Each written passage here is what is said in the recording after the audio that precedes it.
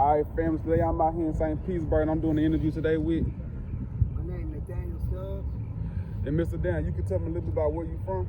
I'm from Largo, Florida. Yes, sir. Yes, sir. And what was your childhood like growing up? Well, I really can't complain about my childhood life. I had both of my parents. I had a wonderful childhood life. My dad did construction. My mother used to work for Honeywell until she retired from that, and then started working for some rich white people doing cleanup. And then when she couldn't do that no more, she had surgery on her knee. And she had to stay home, and my dad provided. Yes, sir. Yes, sir.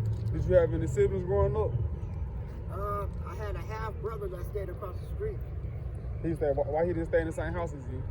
Well, we kind of like adopted him because his real mother was like alcoholic, and she couldn't manage to take care of him at the time. So my mother adopted him and started taking me and my brother to preschool. Yes, sir. Yes, sir. So you can tell me a little bit about like how you ended up where you are today? Like how did you get started on this path? Well, it first started after my father passed away, and I inherited my house in Largo. How old was you when he passed away? I was 19 years old when he passed fresh away. out of high school. Yes, sir. Yep. You might tell us how you passed away? I walked in and found him on the floor, in the kitchen floor. He was getting ready to prepare to get ready to go to work, and he had a massive heart attack. Yes, sir. Yes, sir. So like, he died with a smile on his face because I figured, well, God told him that I'm gonna be okay, so he was at ease. yes, sir. Yes, I'm sorry to hear that. What are some ways your life had changed once he passed away? Was there like any immediate effects, or did it like kind of just take time? Well, at first it really didn't affect me that much because we was close, but not close as me and my mother was. Yes, But sir. I always knew in my heart that he loved me. But after she passed away, like every year we have a job barbecue. He was in control of all the barbecuing and stuff like that. It was just me and him after it had been a year. And he told me, he said, son, I don't know if he wasn't alive, that he didn't know what he would have been, he didn't know what could have been happening to him if I wasn't present. Which, in other words, he was telling me that he loved me in his own words. Yes, sir. Yes, sir. What were some ways your life had changed when he did pass away? I was lost, I was hurt, alone, felt alone. Then I turned to banging. I started banging, street banging. By street bang, you mean like a set, like a gang or something? What gang did you join? It was, first it was a little crew called TIC, Thugs in Control. Like it didn't last long because different people kept like trying to join the group and wasn't really affiliated. They were going to Walmart, like buying flags and trying to claim, but it didn't last long. So I went to another set, and it's not really Piru. Piru is not a blood set. Piru is a street name. That's where they got the name Piru from. And it was a family that lived on that block. And they was called Roosters at first, but then they turned it into Piru. Is this out here in Largo? No, that was in LA. Oh, so like the gang culture kind of like came from LA to down here? It came from Chicago and LA, and it kind of branched off.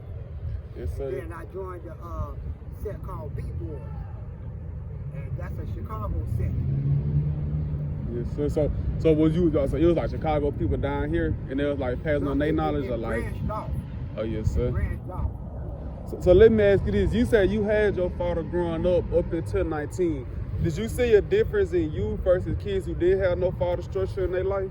Yeah, because I heard so many stories that some of my homeboys or homegirls was raised by their grandma or aunt. So I was fortunate to have both of my parents. They died loving each other. Yes, sir. Did you? I never had to go on welfare. Yes. Like I said, I had a wonderful childhood life. Yes, sir. So what would you say got you up to this point where you at today then? Like, did you start taking drugs or anything? Well, like I said, I was banking. Yes, sir. And, you know, I was doing that for a while. And then, like I said, about my house. I had a cousin of mine, I let an older cousin of mine come to stay with me for like a week.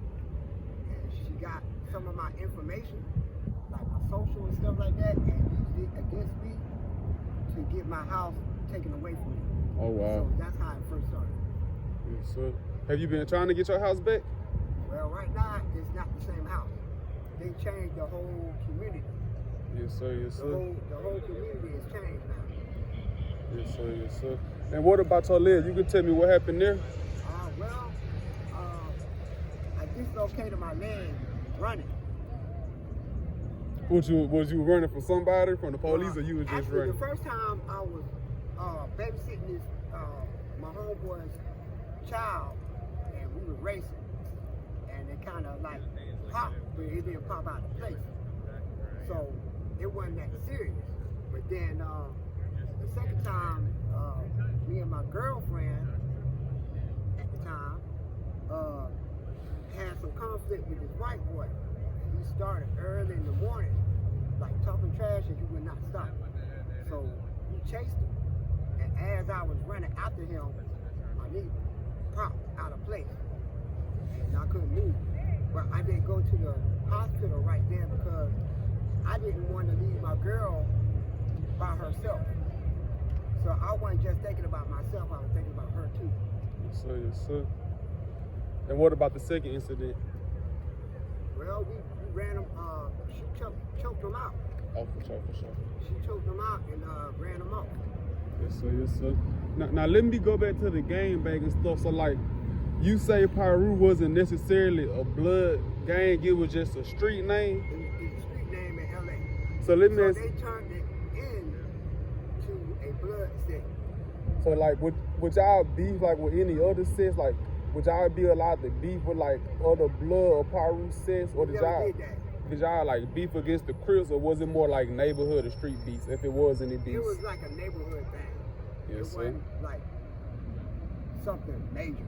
It was just like a good neighborhood blood set. Because just like in LA, they got different sections of blood and Crip set. And it was all about the neighborhood. Yes, sir. So, but like Crip sets from Clearwater and stuff like that, or other Crip sets that was around the neighborhood. And it, back then, it was all about knowledge. All about learning knowledge and holding it down for your set and for your homeboy. So explain that to me. So, like, what you mean by holding down by knowledge? Like, what kind of knowledge would y'all be giving? Would y'all be giving gang knowledge, or would y'all be giving, like, would y'all also be giving, like, life knowledge too, about ways to live better in life? Yeah, both. Tell me some of both. Well, it ain't all about just banging. It's all about, like, knowing your set and knowing where you stand and knowing your enemy's set too, and how to react to certain gang signs and stuff when they come around, like when they start to disrespect. Yes, sir. And what are some of the positive stuff you learned in the gang banging life? Like, you ever learned anything positive out of it? Well, it ain't really nothing positive about that. It's two things that can happen. You can go to jail for life, or you can die, get shot by one of your enemies, or even somebody that's close to you. Yes, sir. What are some lessons you would say you learned while you was gangbanging? Like some lessons in the street, like you ever like learn like don't trust anybody, just like any life lessons. Don't trust nobody. It's not worth it. Your homeboys ain't your homeboy. Cause as soon as you go to jail, if you got a girlfriend, they gonna mess with your girlfriend. So you can't trust that. And then when you go to jail, you don't know who's gonna get you out of jail. So you just be stuck. To somebody who may be thinking about joining the gang, what would you say to them to convince them not to join? It's not worth it. Don't do it. It's not worth it. It's not worth your life. Fighting over a curve that's not mine, that's not yours. When we leave this earth, that same curve you've been fighting over is still gonna be there. Well, you're gonna be dead and gone in the grave. And you just remember. That's it. Do you have any kids? I have no kids at the age of 48. I just turned 48 in January 27th. Yes, sir. Yes, sir. What are your plans for the future to get back on your feet? Well, right now I gotta focus on getting my knee better. And right now I'm at a shelter that's gonna help me go through that. I gotta go through some physical therapy next month to get right. And I won't need this any longer. Well, it's in the process. I'm kind of learning how to walk without it. I've been doing that for like a couple of days now. I just got it right now for support. And my future plans is to get back on my feet and get my own place and just keep on pushing and live my life. Yes, sir. And always keep God in everything you do. You want to show on your beads? You want to show on your necklaces? Yes, sir. Yes, sir. And last but not least, are you doing anything to like make money nowadays? Like, when you work, you got like a little side hustle, like what you do? Well, not really, cause right now I can't move like I really want to. Yes, sir. But I do have a job offer with my brother once I get well. So once I get well, I already have a job in line. Yes, sir. Yes, sir. And you can close us out with a message to the youth. My message to all the youth is don't let your homeboy who you grew up with for years ain't really your homeboy. When you go to jail, they're gonna leave you behind. When you dead and gone, you just remember. That's it. Just keep the faith, keep God in everything you do, and always listen to your parents because they know exactly what they're talking about. Because it's going to lead you into the right direction. It's all about life. They're preparing you for life. So, yeah, always listen to your parents and obey, respect your elders, and you'll come out good in life. And stay out of trouble.